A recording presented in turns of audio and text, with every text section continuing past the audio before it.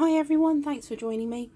This is a little quick how-to with the oak leaf templates that were launched recently, and they're available over on the website. You get 3 oak leaf templates and each one is a different design, so that it kind of helps with the sort of authenticity, and obviously you can use them both orientations to give even more diversity. So what I'm going to do is quickly just run through a few little bits and pieces, and then we're going to hop straight into making the medium size oak leaf. First off, I've got my trusty pocket scale, which I use to weigh out the wool for the various leaves. And don't forget that there is a weights and measures sheet over on the website. It's on the projects and info link in the main menu. And that has listed on it all of the different weights and measures for all of the different templates that we produce. And it's just a quick reference guide for you if you need to refer back to it at any time, rather than sort of, searching the tutorials. So I've got my trusty pocket scale.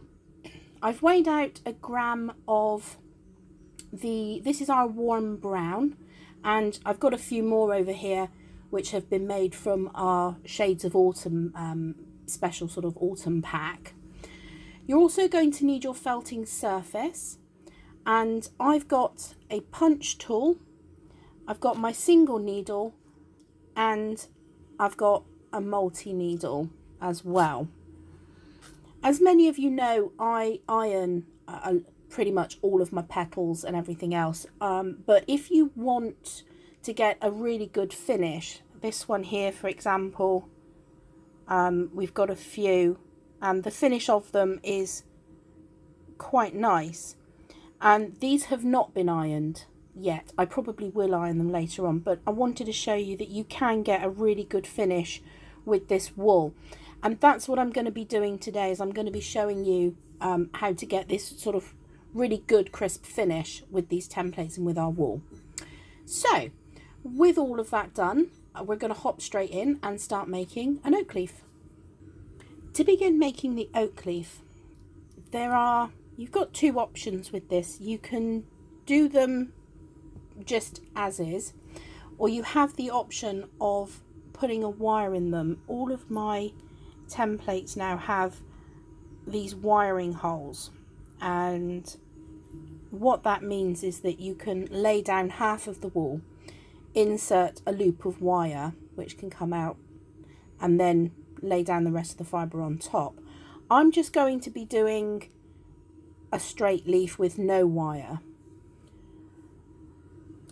So grab your template.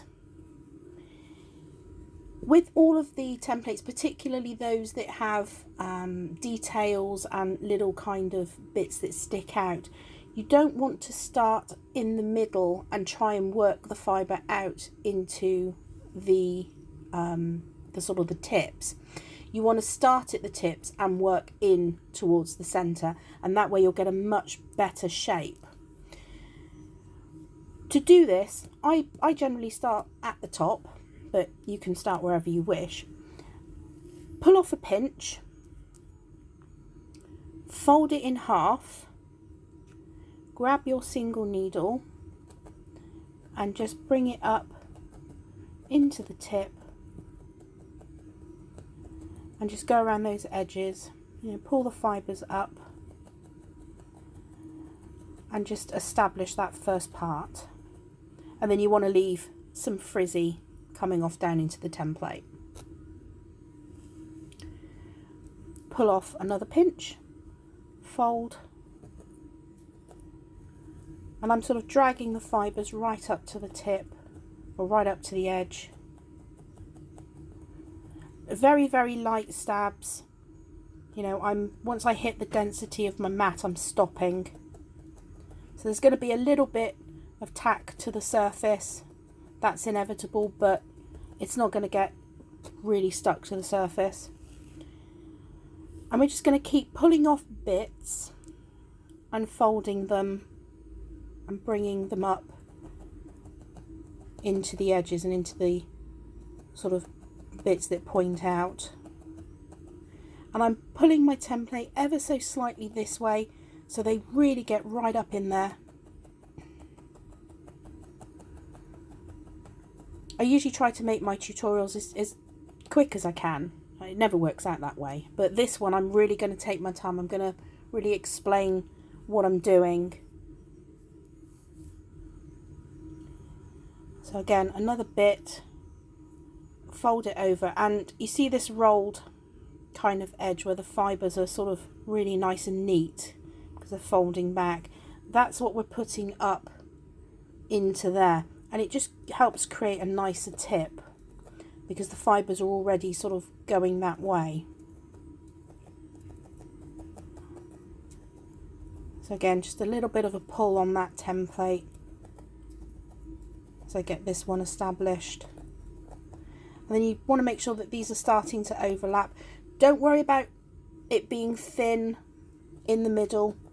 We're going to backfill all of that. We're just going to focus on all of these extrusions at the moment.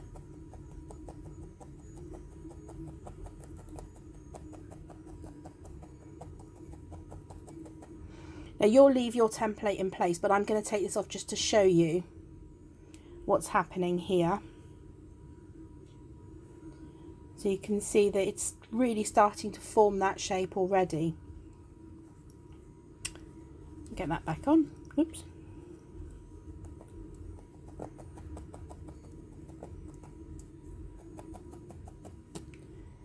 Another pinch, and where you've got larger sort of bits that stick out, grab a larger pinch. You'll get a feel for it.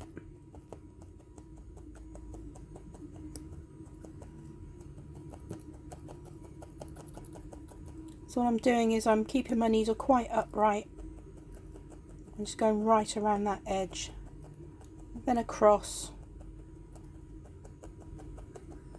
and then a few stabs in the middle just to kind of pin it down to the rest of them.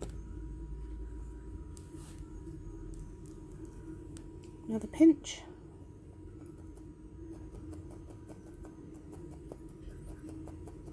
I'm working sort of pretty much as is, but don't forget you can turn and rotate.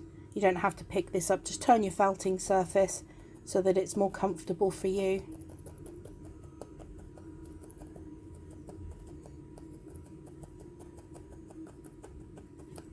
There we go. Another pinch.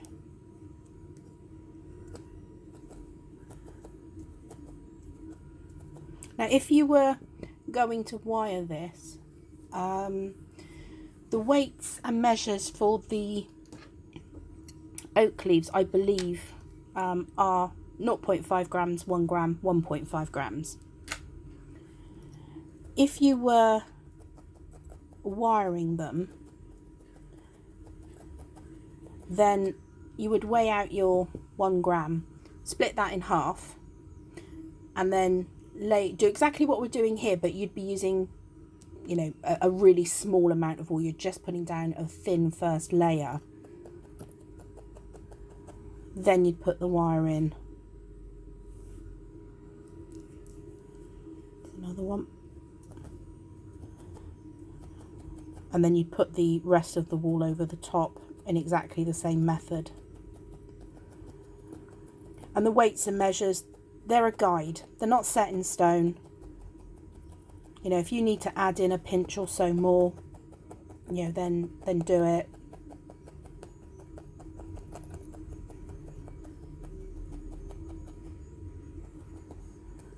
Okay, last one. Pinch, roll, and place. So I'm working the fibres out towards the tip. Very, very light pierce.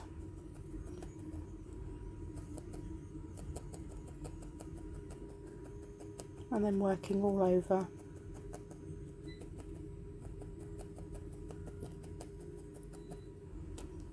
Like so. So we've got our very thin middle. I'm going to pull off half of this. Just start by jumping around with my needle and tacking that all over.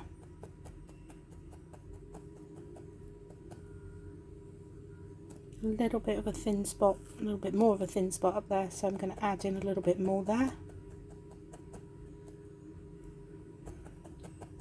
And then just go all over it.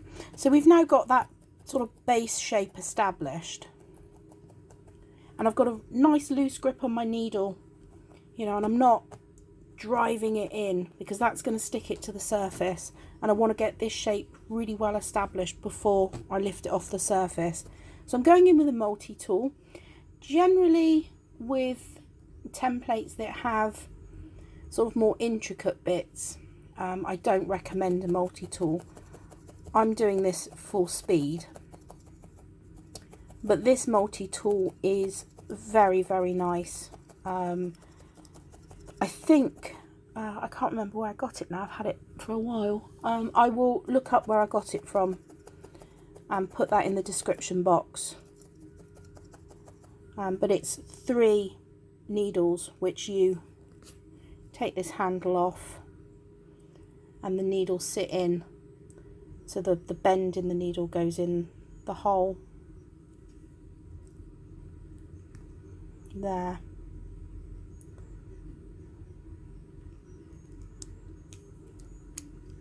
And then that fits on, and this handle kind of keeps it all together.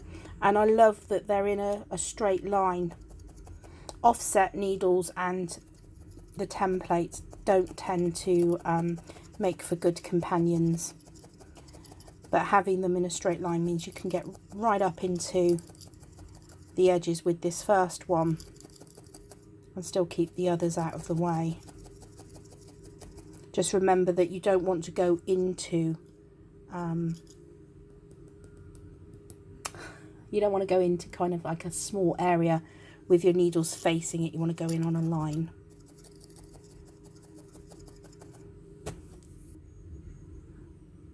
Just going to grab my punch tool. I need that in a second.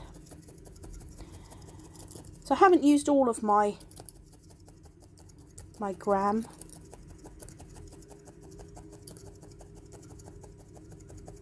Okay, and again, just that bouncing off the surface. There we have it. So I'm going to lift this very gently. You can see it's mostly holding its shape. So that's kind of our first pass. It goes back in the template. And we're not flipping the template over, we're keeping it the same way.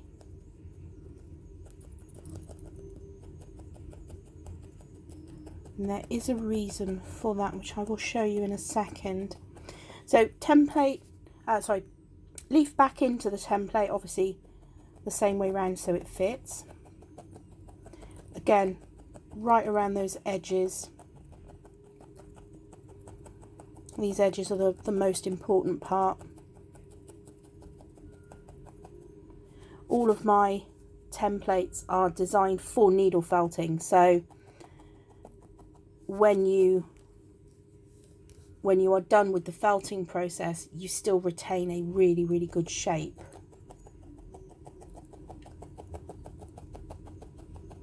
So I'm just felting right over those ends, those tips, and then I'm just wiggling. I'm working on this is a piece of commercial felt, and what I've now started to do is I've got different colours of felt for the different coloured walls. So I've got white, black, green, brown, red, and that sits on top of a felting mat, and this has been felted, wet felted and needle felted, and just it's really, really solid. I don't know if you can see that.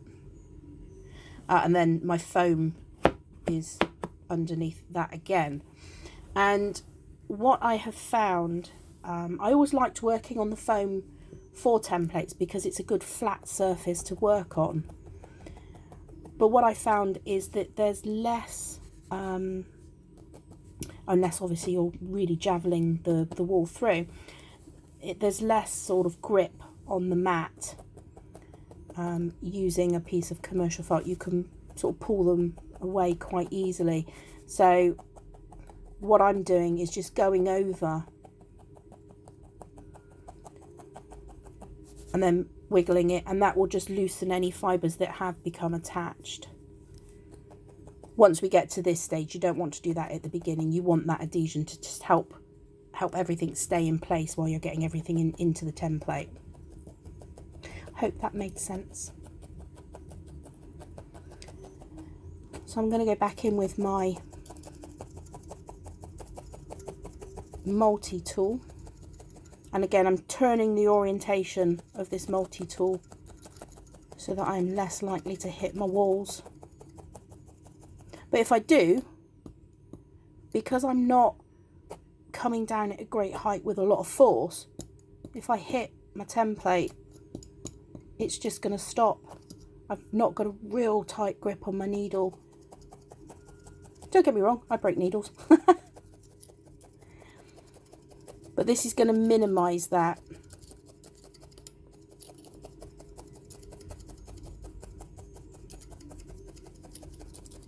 So right up into those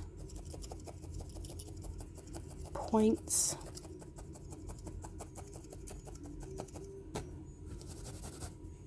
Little wiggle, back in again. And this is going to be really well felted. But let the needles do the work for you. You know, if you have a tight grip and you're really stabbing hard, that's an awful lot of work for, you know, your arm, your wrist, your neck.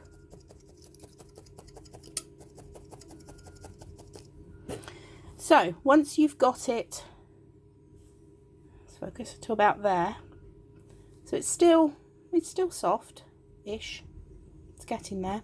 It's holding its shape very nicely when it's coming out.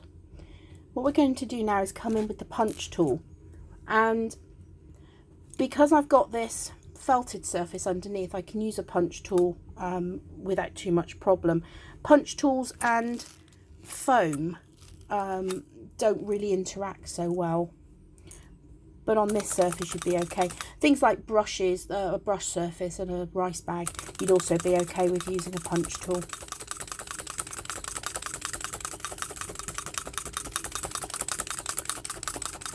Sorry about this punch tool, it's very noisy.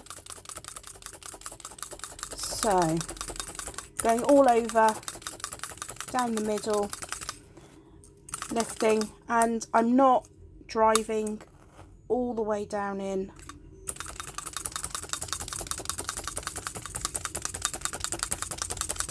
And this, if you can see, it's flattened out everything.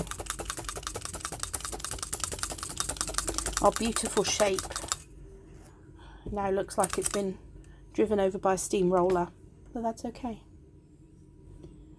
We're going to put it back into the template, and what I'm doing is just using the needle to push it in, and don't worry about them curling up the sides at the moment because everything is spread out. We're just getting them back into place.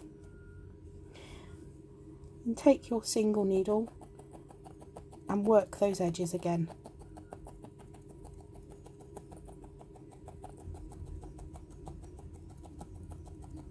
And you'll see that they'll come right back into shape again. Let me get a bit closer.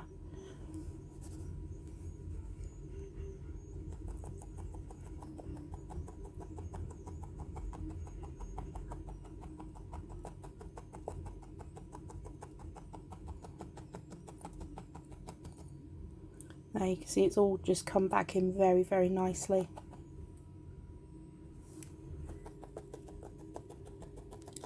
So work it over with the single needle, and again I've still not turned my template over.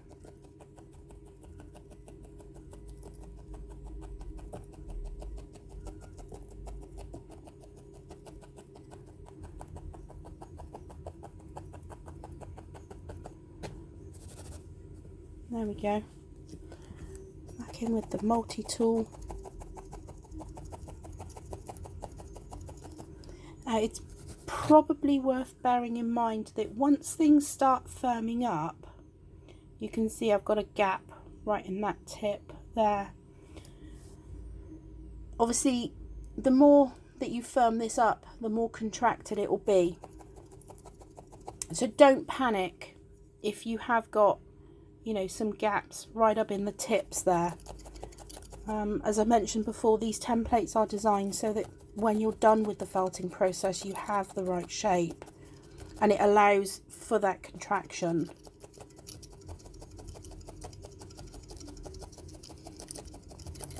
Okay, so this is really quite firmly felted now, and my punch tool, I'm just going to use it up and down that centre part. I'm not lifting it right up and driving it down. I'm literally just skimming the surface with it. Now I'm going to turn it over, and if you look at this side, you can see that there's lots of potholes and marks from where we've been felting. But if you turn it over this side, look how lovely and smooth that surface is. And I generally find that the face that faces the mat, or the side that faces the mat, has a nicer finish. So I'm going to get my little punch tool and I'm just going to go back the other way, but again I'm bouncing it off of the surface of this. I'm not driving the needles through at all. I help retain that really nice surface that we've got on that side.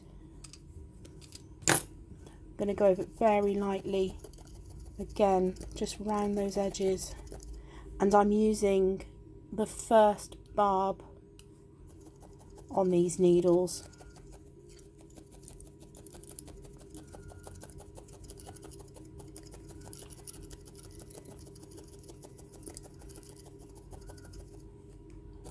You see, we don't get any of those potholes, and it helps the other side just a little bit. So that is just about done, and you can see you get this gorgeous shape. The surface is very nice. Ooh, random hair. And the thickness is not too bad. Obviously, if you iron them, they're going to get even thinner. And if you are going to iron them, then you just want hot iron, full steam, and you just want to rest the iron on it, bit of pressure, and that's it. Don't drive the iron around, otherwise you'll start distorting. But look at those. I love the oak leaves, they're my absolute favourite. I've made a whole box of them. No idea what I'm going to do with them, but I have a box of them. So there, that's the oak leaf. Weights and measures over on the website if you need it. Again, if you're going to wire, you lay half the fibre down first, then put in your wire loop, and then the other half on top. And again, just really pay attention to those edges. If you've got a wire in there, you perhaps don't want to use the punch tool. But there's the oak leaves. That's how you fill the oak leaf template. Thank you very much for spending your time with me today. If you would like to subscribe to the channel, please do so. Hit that bell icon, that tells you when I upload new videos. And I wish you all a very crafty day.